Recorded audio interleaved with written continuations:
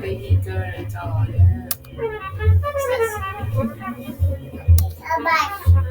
It's a brush, yeah.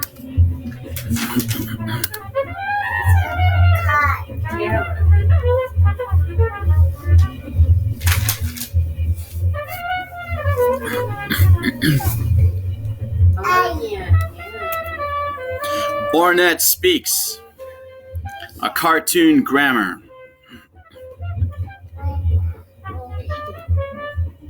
Open.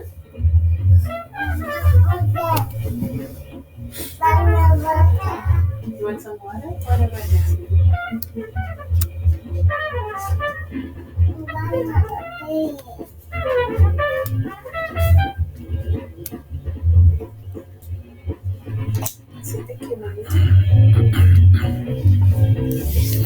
My music doesn't have any real time, no metric time. It has time, but not in the sense that you can time it. It's more like breathing, a natural, freer time. People have forgotten how beautiful it is to be natural. I like spread rhythm, rhythm that has a lot of freedom in it, rather than the more conventional netted rhythm. With spread rhythm, you might tap your feet a while, then stop, then later start tapping again. Otherwise, you tap your feet so much, you forget what you hear. You just hear the rhythm. Ornette Coleman.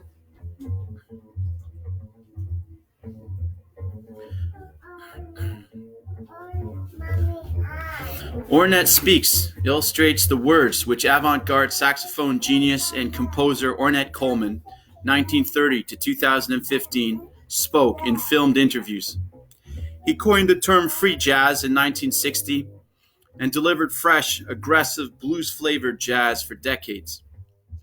Generated in a spontaneous process using a 4x4 panel grid within a square layout, like an LP or CD sleeve, the book emulates jazz music's use of improvisation on basic forms.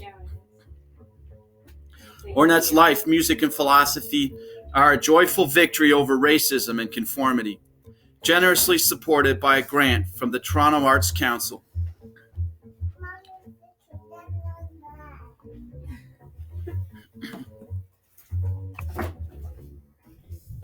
All of the failure I've had has been related to my sex life, to my race, and to the kind of music that I'm playing. And I can't change neither one.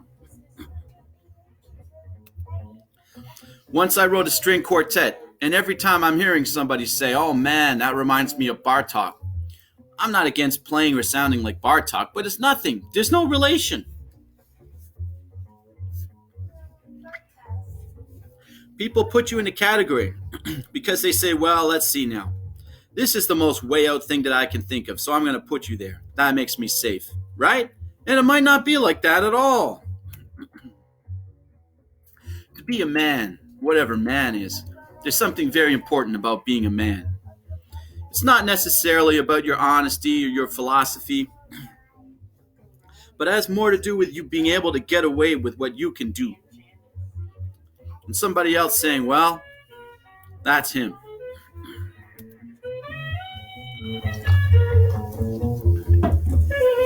I grew up in the South where, there are many Negroes and they'd have degrees and they'd come back and be janitors. A master's degree in something and they'd get a job in the janitor area. I didn't see much future in it for me like that. I really started playing music just so I could buy an extra loaf of bread,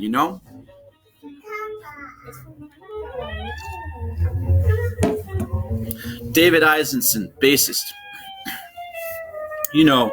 There are certain things, no matter how bright you are, how much understanding, how much empathy you could possibly have still. There are certain things that haven't happened to us that have happened to being a Negro, especially in the South. It's a very strange thing to have someone say, "Okay, nigger, play," or "Okay, nigger, get off the sidewalk." As long as I can live, I don't care about nothing I played yesterday. If I can go on right now and write some music, that is the present. That's why they have machines. So if you want the past, there's a machine that's got the past right there. which I think is very good. Therefore, we as human beings can be in the present. Charles Moffat, drummer. Some people do not really hear Ornette's music. They may be there, but they are really not listening. If they come, they may be listening for something they want to hear, and when it's not done, they don't accept it. I don't care who it is. But if you listen to Ornette, if you can throw everything out and listen to what's really being said, they might get the message.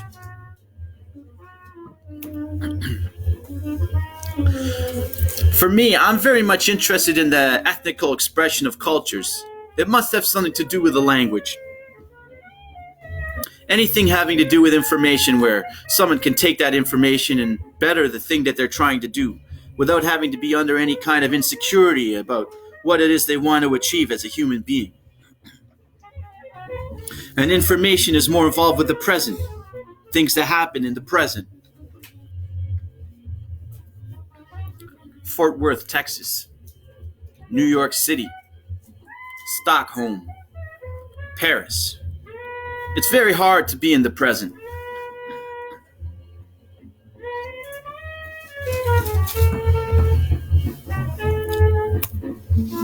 Don Cherry, Charlie Hayden.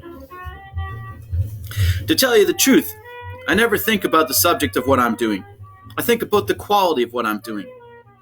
Making music is like a form of religion for me because it serves the heart and increases the pleasure of the brain.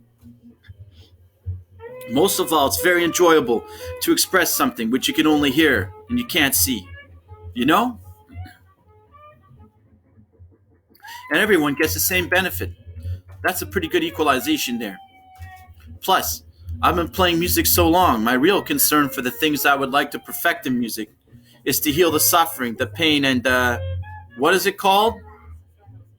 Billy Higgins. When you're lonely? Yes, solitude. When you're depressed, music seems to be a dose of light that'll cause people to feel lots better.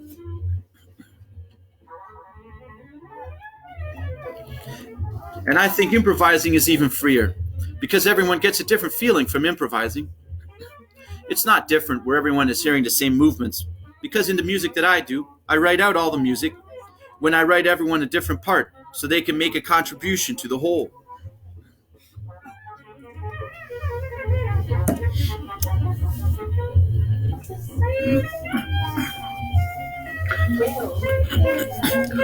For me, I don't call it composing. I think I've been calling it sound grammar. And for better technical part, I call it harmonics.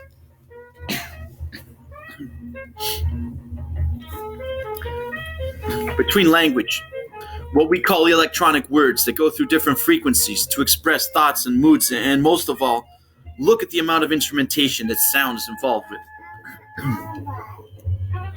If you count all the instruments that people use for sound, it's almost impossible to stop counting. I mean, from a whistle, to a big tuba, to a violin, to a sax, there's many things that make a contribution to sound. And the most eternal thing that makes a contribution to sound is your voice, the mouth, isn't it? And not only that, imagine how many different words have a different meaning.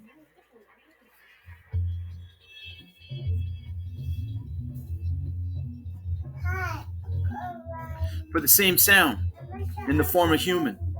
I don't know how many languages that human beings speak on the planet, but it must go up into the thousands. Right?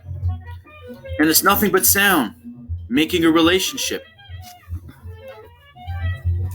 to what is meaning for your brain and who you are in relationship to what your environment and your race is. So basically, I guess you could say sound is to people what the sun is to light, or something like that. I don't want to sound like I'm being very intellectual because I'm not, you know. But from the fact that I've been in this business for a long time, and this is a moment of many moments that I've had, and I'm always trying to make sure that they become beneficial by not taking up all your time to say something that doesn't mean anything. I want to say something that someone is going to hear it, that might be more interested in doing something that they haven't thought about. In New York, everything was under suspicion. And I didn't know about being under suspicion. I just thought about picking up my horn, activating the idea that's going through my nervous system. I'm not trying to prove anything to anybody. I want to be as human as I can get, believe me. There's nothing I'm trying to hide. There's nothing I'm trying to climb above. There's nothing I'm trying to destroy.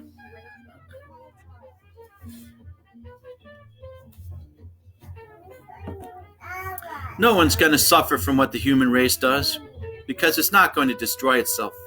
It's going to improve itself.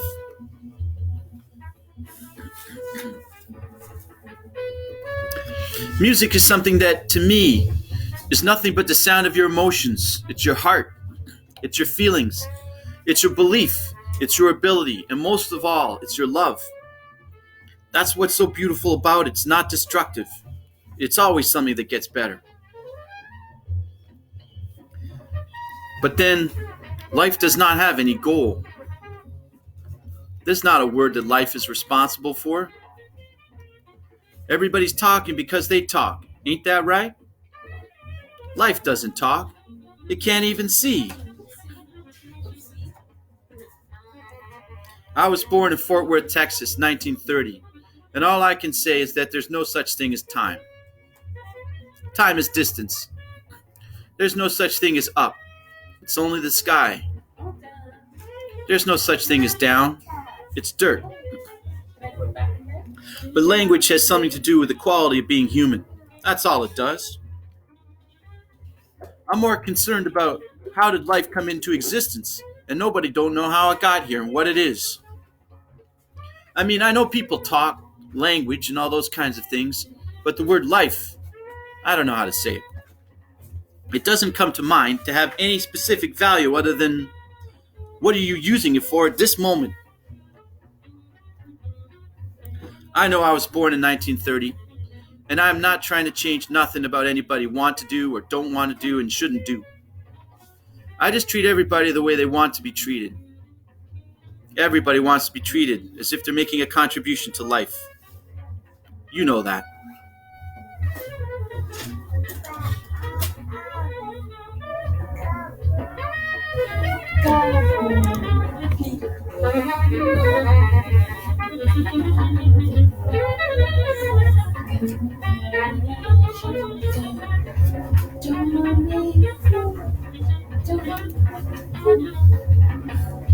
ORNETTE Speaks, a cartoon grammar by Matthew Brown. Well, thank you very much for joining me here online for these live readings. This book is actually meant to be a kind of thing that'll lie around that people can open at random at different times, put on any Ornette Coleman piece of music from over his 50-year career, more than 50 years, and just sort of flip around in a non-linear fashion back and forth, just settle in over time. Like a song is short in duration, but eternal in its applicability to the changing circumstances of a given moment. I did it in a loose, spontaneous manner, and that's how I hope people read it too. That's it for now. If you enjoyed any of the stuff that I've read in the last 5 days, if you feel like making a donation's up to you, it would be fine with me, of course, but everybody has to survive.